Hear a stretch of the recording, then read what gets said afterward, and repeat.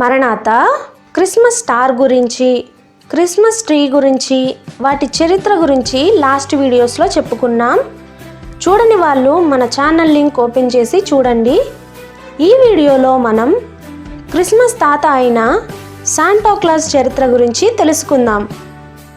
Christmas వచ్చిందంటే చిన్నపిల్లలు Santa Claus వచ్చి తమకు గిఫ్ట్స్ ఇస్తారని ఎంతో ఆనందంగా ఎదురుచూస్తారు. తెల్ల జుట్టు, తెల్లగడ్డం, ఎరుపు తెలుపు రంగు దుస్తులు, టోపీతో బహుమతులు ఇస్తూ అందరినీ ఉత్సాహపరుస్తూ సందడి చేస్తాడు. క్రిస్మస్ క్యారల్స్లో క్రిస్మస్ తాత వేషంలో ఉన్న వ్యక్తిని చూసి చిన్నపిల్లలతో పాటు పెద్దవాళ్ళు కూడా శాంటా క్లాస్ అంటే ఎంతో ఇష్టపడతారు. క్రిస్మస్ ముందు రోజు వచ్చి బహుమతులు ఇచ్చి వెళ్ళే ఈ క్రిస్మస్ తాత ఎవరో మీకు తెలుసా? క్రిస్మస్ తాత ఒక కల్పిత వ్యక్త, నిజంగానే ఉన్నాడా? నిజంగానే ఉన్నాడు అని చరిత్రకారులు అంటున్నారు. క్రిస్మస్ తాతగా పిలుచుకునే ఈ శాంటా క్లాస్ అసలు పేరు నికోలస్. ఈయన టర్కీలో క్రీస్తు శకం 270వ సంవత్సరంలో ఓ ధనవంతులైన క్రైస్తవ కుటుంబంలో జన్మించారు. తల్లిదండ్రులు చిన్న వయసులోనే చనిపోవడంతో నికోలస్ను తన మేనమామ అయిన మైరా ప్రాంతంకు చెందిన బిషప్ పెంచుకున్నారు.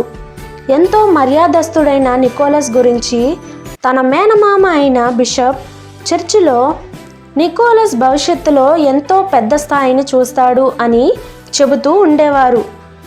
నికోలస్ తన చిన్నతనంలోనే తల్లిదండ్రులు చనిపోవడంతో చిన్నపిల్లల మీద ఎంతో ప్రేమ చూపించేవాడు. వారికి బొమ్మలు కొనిపిస్తూ సంతోషపరిచేవాడు. అలాగే పేదవారి పట్ల జాలి కలిగి సహాయం చేస్తూ ఉండేవాడు. ఈయన క్రైస్తవుడు కావడం, తన మామయ్య ఒక బిషప్ కావడంతో క్రీస్తు బోధలతో ఎంతో ప్రభావితం చెందాడు. నీ ఆస్తిని అమ్మి బీదలకు ఇవ్వు, అప్పుడు పరలోకంలో నీకు ఆస్తి కలుగుతుంది అని యేసుక్రీస్తు చెప్పిన మాటను తన జీవితంలో అమలుపరిచాడు. తను ధనవంతుడు కావడంతో ఎంతోమంది పేదలకు, అవసరాల్లో ఉన్నవారికి సాయం చేస్తూ ఉండేవాడు. ఆయన చేసిన సహాయాలలో బాగా వినిపించే ఒకదాని గురించి ఇప్పుడు చూద్దాం. ఒక తండ్రి తన 3 కూతుళ్ళని వివాహం చేయడానికి డబ్బులు లేక అమ్మేయాలనుకుంటాడు.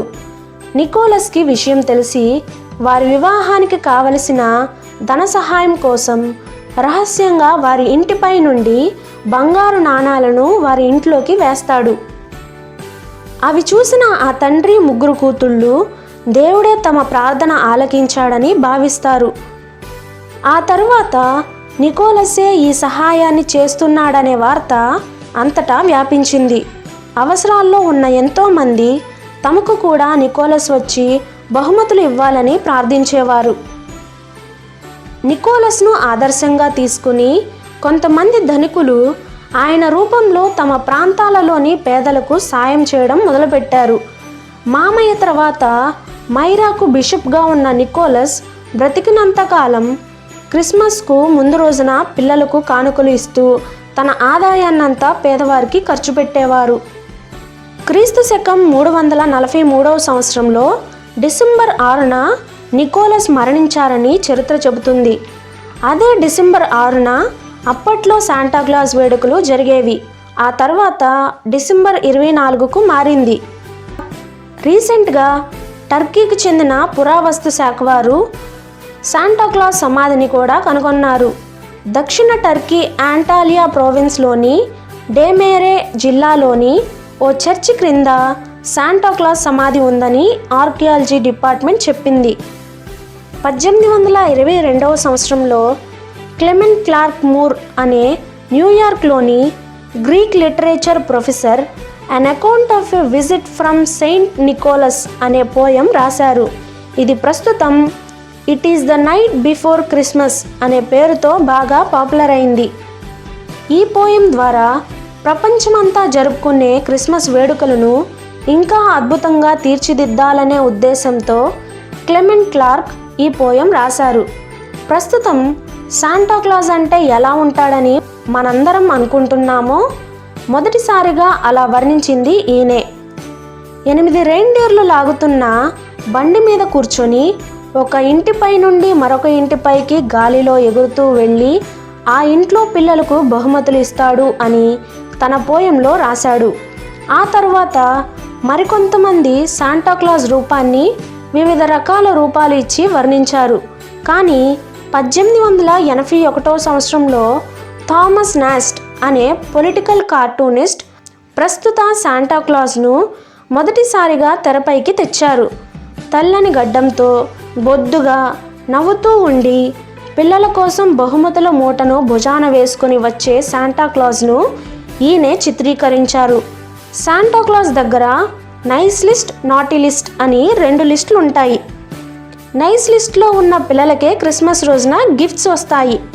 తల్లిదండ్రులు ఈ లిస్ట్ పేరు చెప్పి పిల్లలకు మంచి ప్రవర్తన అలవాటు చేయడానికి ప్రయత్నిస్తారు.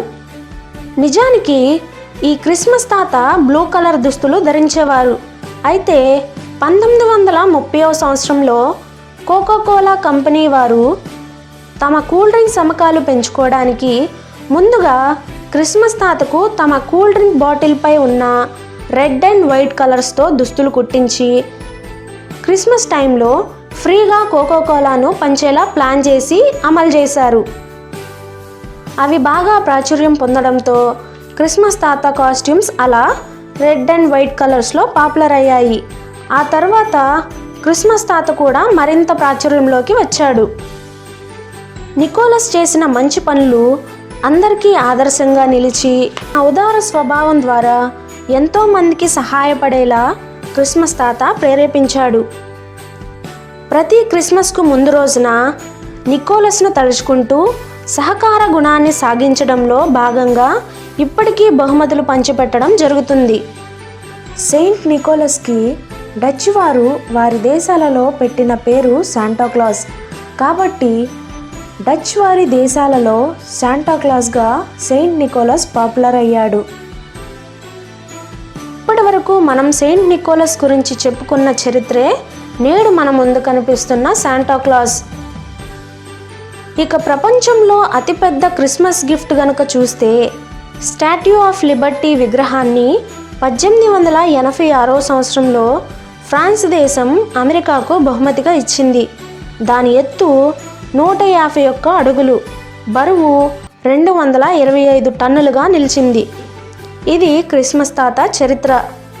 ఈ వీడియో గనక మీకు నచ్చినట్లయితే మా ఛానల్ను సబ్స్క్రైబ్ చేసుకోండి. Thanks for watching. God bless you.